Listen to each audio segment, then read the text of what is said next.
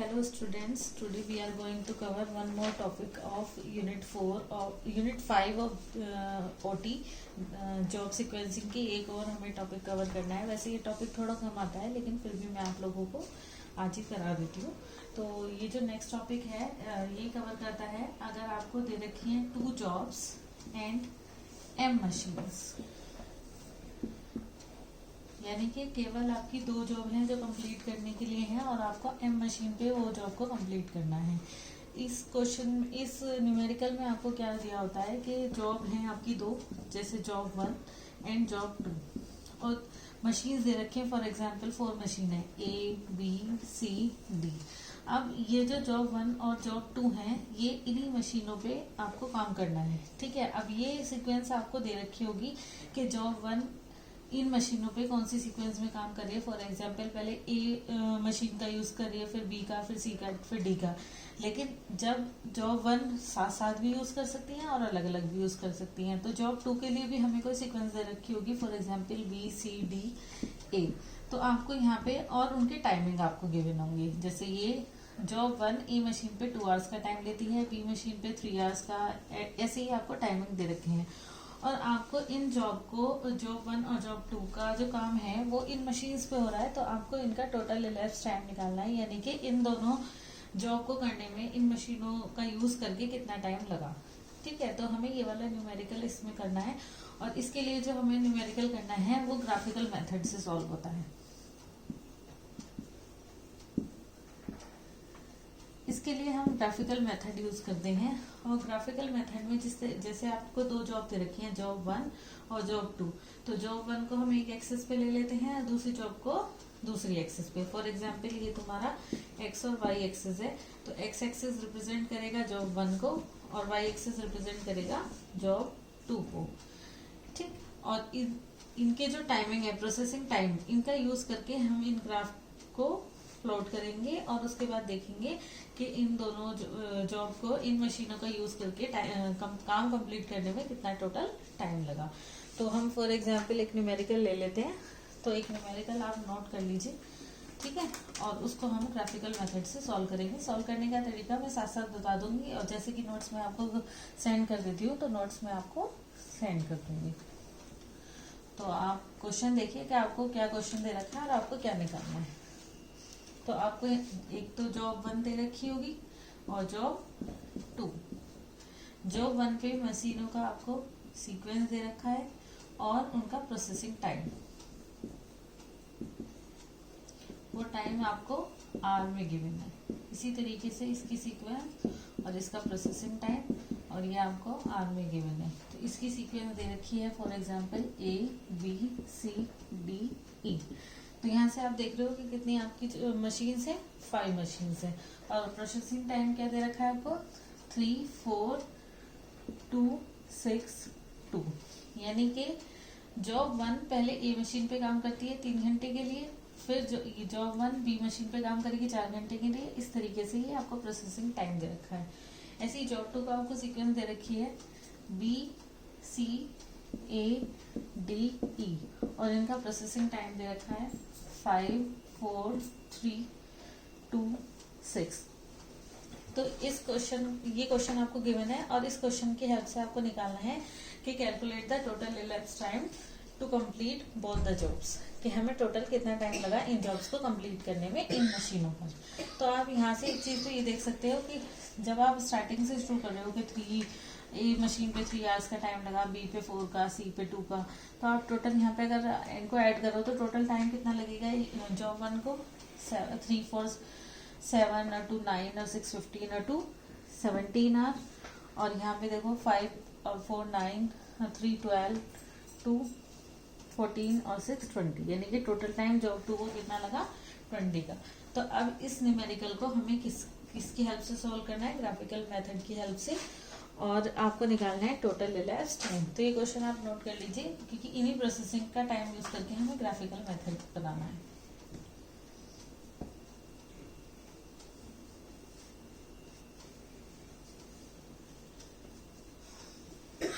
तो जैसे मैंने आपको बताया अभी कि जॉब 1 एक्स एक्सिस को रिप्रेजेंट करती है और जॉब 2 वाई एक्सिस को। तो हम यहाँ पे 2 एक्सिस बना लेते हैं। ये जॉब 1 है और ये जॉब 2 है। आपको जो सीक्वेंस दे रखी है आपको वही यूज करना है। तो जैसे आप देखिए, और सबसे पहले आपने देखा जॉब 1 में टोटल टाइम लग रहा है 17 का, ऐसे ही जॉब 2 में टोटल टाइम लग रहा है 20 का। तो आप इसको ग्राफिक कोऑर्डिनेट एक्सेस पे पुट कर सकते हैं। एक्सेस आपकी मर्जी है कि आप कितने भी यूनिट का ले सकते हैं। तो मैं एक एक यूनिट का ही ले रही हूँ, जैसे 1 2 3 4 5 6 7।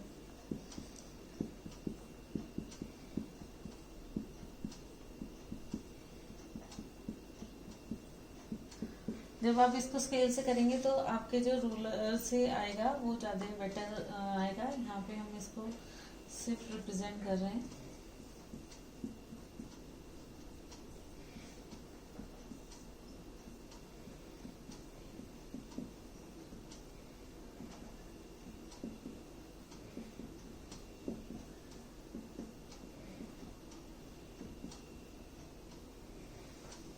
ठीक, हो सकता है एक दो थोड़े आगे पीछे हो गए हो, तो लेकिन अगर आप स्केल से बनाओगे तो ये बिल्कुल सही आएगा। अब आप देखिए, जैसे जो जॉब 1 है उसकी सीक्वेंस किस तरीके से दे रखी है कि पहले ए मशीन काम कर रही है कितने टाइम के लिए, 3 आवर्स के लिए। फिर बी मशीन काम कर रही है 4 आवर्स के लिए।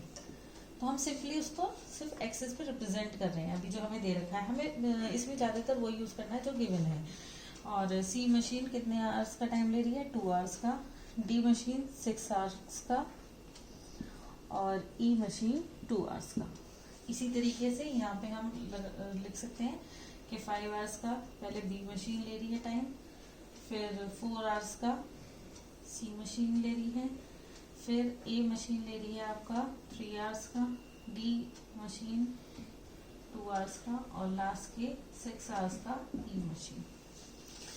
हमें कुछ नहीं करना, जो आपको गिवन है क्वेश्चन में हमने वही करा है। सीक्वेंस वाइज हमने इनको लिख दिया है, इसका स्केल मार्क कर दिया है। अब आप देखिए कि किस तरीके से हमें इसे रिप्रेजेंट करना है। आप देखिए जैसे यहाँ पे जो आपको रिप्रेजेंटेशन आई है, जैसे ए मशीन 0 से लेके 3 आवर्स तक काम कर रही है। तो आप यहाँ पे एक ए मशीन के लिए आप देखिए कहाँ कहाँ दे रखा है। जॉब 1 पे 0 से 3 आवर्स काम कर रही है और जॉब 2 पे ये काम कर रही है 9 to 12। तो इसके थ्रू आप देख रहे हो कि जो ए मशीन पे जो जॉब 1 और जॉब 2 काम कर रही है, वो ये जो आपका ब्लॉक आया है ये कॉमन पॉइंट दिखाएगा कि इस टाइम पीरियड के लिए जो ए मशीन है जॉब 1 और जॉब 2 को एक साथ काम करेंगे। ठीक है, इसी तरीके से बी मशीन का आप निकाल सकते हैं। ये 0 to 5 वाई एक्सिस पे इतना काम कर रही है और एक्स एक्सिस पे जिसे हम कह रहे हैं जॉब 1 एक्सिस पे। तो इसका जो कॉमन पार्ट आया वही आया। इसके थ्रू हम केवल अभी कॉमन पार्ट निकाल रहे हैं इसका। ठीक है, सी मशीन के लिए इस तरीके से सी मशीन के भी निकाल सकते हैं। अगर आप इसे स्केल से करेंगे तो ज़्यादा इजीली और बिल्कुल करेक्ट आंसर आएगा। ये सी मशीन का टाइम आया है। डी मशीन का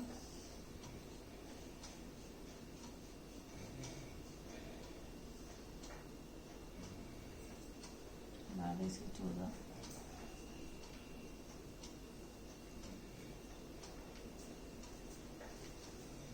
ये आपका डी मशीन आ गया और इसी तरीके से लास्ट वाला आपका डी मशीन हमारा, सॉरी ये मैंने गलत कर दिया, डी मशीन 15 तक है ये टोटल।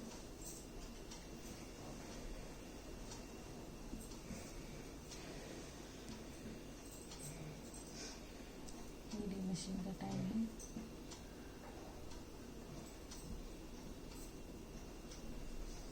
और ये जो लास्ट का आएगा ये आपका ई मशीन का आएगा।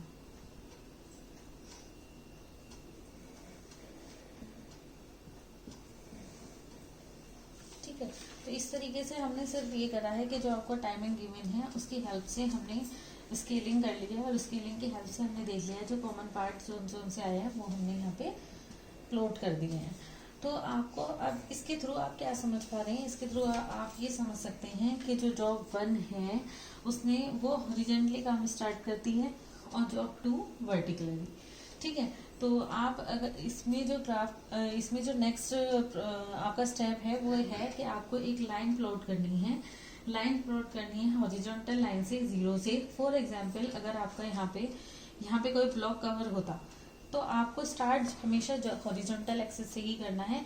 अभी तो यहाँ पे ये वाला ब्लॉक फ्री है तो हम यहाँ से स्टार्ट करते हैं, लेकिन अगर इफ इन एनी केस कि ये वाला जो ब्लॉक है ये हमारा बिजी होता है तो हम नेक्स्ट अगर यहाँ पे ब्लॉक होता और यहाँ पे फ्री होता तो हम यहाँ से स्टार्ट करते लाइन बनाना। लाइन आपको किस तरीके से ड्रॉ करनी है? लाइन आपको ड्रॉ करनी है starting with the horizontal axis और 45 डिग्री का हमें एंगल पे लाइन प्लॉट करनी है हमेशा। और एक चीज ये ध्यान रखनी है कि कोई भी जो बॉक्स है वो इसके बीच में ना आए, ठीक। दूसरा, जैसे ही अगर बॉक्स बीच में आए तो हमें उसको छोड़ के फिर ऊपर जाना है, फिर स्टार्ट करना है, ठीक। तो हम स्टार्ट करते हैं 0 से। यहाँ से हम 45 डिग्री का एंगल बना के इसको स्टार्ट करते हैं। तो हो सकता है लाइन थोड़ी वैसी आए, लेकिन आप जब स्केल से बनाओगे तो बिल्कुल सही आएगी। तो आप यहाँ देख रहे हो मैंने 45 डिग्री पे एक लाइन खींची, फिर आप देख रहे हो यहाँ पे बॉक्स आ गया तो मैंने इसको यहीं ब्रेक कर दिया और यहाँ से फिर हम ऊपर चले। फिर हमें स्टार्ट करना है यहाँ से, फिर हमें लाइन खींचनी है, ठीक है। तो आप देखिए कि फिर 45 डिग्री का अगर हम एंगल बनाएंगे तो हमारी जो लाइन है वो किस तरीके से जाएगी, इस फॉर्म में, ठीक है। फिर आप देखिए कि यहाँ पे बॉक्स आ गया तो हम फिर से इसको स्टार्ट करेंगे, लेकिन आप देखिए कि यहाँ से फिर हम ऊपर जाएंगे और फिर हम इसमें 45 डिग्री का एंगल बना के इसको प्लॉट कर लेंगे। तो हम 45 डिग्री का ही एंगल बनाएंगे। जब आप इसे स्केल से बनाओगे तो आपको बिल्कुल समझ में आ जाएगा कि जहाँ पे ब्रेक हो रही है वहां से फिर से 45 डिग्री का एंगल बनाना है, बिल्कुल लास्ट तक हम इसको लेके जाना है। यहाँ पे थोड़ा सा लाइन ऊपर नीचे हो सकती है, लेकिन आप जब स्केलिंग के थ्रू करोगे तो बिल्कुल करेक्ट आंसर आएगा।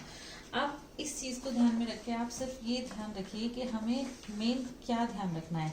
आप स्टार्ट कर रहे हैं 0 से, तो आप यहाँ पे ये जो लाइन शो कर रही है, जब ये लाइन शो करेगी तो उस टाइम पे दोनों जॉब 1 और जॉब 2 पैरेलली काम करेंगे। आप देखिए जब यहाँ से स्टार्ट हो रहा है 0 से, ए मशीन काम कर रही है, जॉब 1 चल रही है आपकी, तो कितना टाइम ले रही है 0 से 3 आवर्स का। ऐसे ही यहाँ पे बी मशीन काम कर रही है जॉब 2 के लिए, वो भी कितना टाइम ले रही है 0 से 3 आवर्स का। उसके बाद हमारा हॉरिजॉन्टल लाइन नहीं आ रही, केवल वर्टिकल लाइन आ रही है, यानी कि उस टाइम पीरियड के लिए जॉब 1 जो है वो आइडियल है। आप देखिए ध्यान से कि केवल हमारा जो काम है वो जॉब 2 के लिए आ रहा है, क्योंकि ये वर्टिकल लाइन शो कर रहा है, यहाँ पे जॉब 1 का काम नहीं हो रहा। तो जो डायगोनल है वो रिप्रेजेंट कर रहा है, ये जो डायगोनल लाइन है ये रिप्रेजेंट कर रही है कि यहाँ पे इसके लिए दोनों काम पैरेलली हो रहे हैं, जॉब 1 भी जॉब 2 भी। लेकिन हो सकता है जॉब 1 किसी दूसरी मशीन पे काम कर रही है और जॉब 2 किसी दूसरी मशीन पे। तो उसके बाद अब यहाँ से आप देख रहे हो केवल जॉब 2 का काम हो रहा है, जॉब 1 आइडियल है। इसी तरीके से जब यहाँ पे फिर से हमने स्टार्ट करा तो जॉब 1 और जॉब 2 दोनों का काम पैरेलली चल रहा है। यहाँ पे फिर से जॉब 1 ब्रेक हो गई है, फिर यहाँ से जब हम डायगोनल लाइन देख रहे हैं तो जॉब 1 जॉब 2 दोनों पैरेलली कर रहे हैं। और लेकिन यहाँ पे केवल यहाँ पे कोई वर्टिकल लाइन नहीं है, हॉरिजॉन्टल लाइन है। इसका मतलब जो आपकी केवल जॉब 1 का काम हो रहा है, जॉब 2 आपकी आइडियल है। तो इस ग्राफ से आप देख रहे हो, इस ग्राफ के थ्रू हमेशा जो आंसर आएगा, जो जॉब 1 और जॉब 2 का दोनों का टाइम होगा वो एक ही टाइम पीरियड पे खत्म होगा। कभी भी दोनों के जो टोटल टाइम है वो अलग नहीं आ सकते, ठीक है। तो आपका जो इसके जो नेक्स्ट स्टेप है, आपको निकालना है टोटल इलैप्स टाइम। वो देखिए आप किस तरीके से निकालेंगे, दोनों का आप दोनों की हेल्प से निकाल सकते हैं। मैं ये भी निकाल के दिखा रही हूँ। Total elapse time, total elapse time का जो फॉर्मूला है वो होगा processing time plus ideal time. अब आप देखिए हम जॉब 1 के लिए देख रहे हैं। पहले जॉब 1 के लिए आप देखिए प्रोसेसिंग टाइम कहाँ से स्टार्ट हुआ, 0 से, और कब तक चला 17। तो जॉब 1 के लिए जो प्रोसेसिंग टाइम है वो टोटल क्या है 17। और हमें निकालना है आइडियल टाइम फॉर जॉब 1। तो इस ग्राफ के थ्रू देखिए आप आइडियल टाइम 3 to 5 यहाँ पे उसने वेट करा, यानी कि 2 आवर्स का, और 3 आवर्स ये देखिए यहाँ से आप ध्यान से देखिए, ये टोटल कितने आवर हो गए, 3 आवर्स। 3 आवर्स यहाँ पे, तो टोटल उसका जो टाइम है लैप्स टाइम वो कितना आया, 22 आवर्स। किसके लिए, जॉब 1 के लिए। अब इसी ग्राफ के थ्रू अगर आप जॉब 2 के लिए देखोगे तो वो भी सेम ही आएगा। किस तरीके से, आप देखिए 0 से 20 तक तो उसका प्रोसेसिंग टाइम है, और आइडल टाइम कितना है उसका जॉब 2 का, 2 आवर्स। तो टोटल क्या आया, 22 आवर्स। यानी कि जॉब 1 के लिए भी टोटल elapsed टाइम 22 आवर्स आया, और जॉब 2 के लिए भी। तो इसका मतलब एक तरीके से ये आपको क्या शो करता है, स्क्वायर ब्लॉक जिसमें उनका जो टोटल elapsed टाइम है वो सेम आता है। तो क्वेश्चन बहुत हार्ड नहीं है, एक बार जब आप इसको करके देखेंगे तो आपको इजीली समझ में आ जाएगा। ग्राफ इसका हार्ड नहीं है बिल्कुल भी, तो आप इसका ग्राफ एक बार करके देख लीजिएगा। और हमें सिर्फ इस क्वेश्चन में टोटल elapsed टाइम निकालना है, और इसका क्वेश्चन बहुत रेयर ही आता है, लेकिन अगर आता है तो आप इसको कर सकते हैं with the help of this video. ठीक, थैंक यू।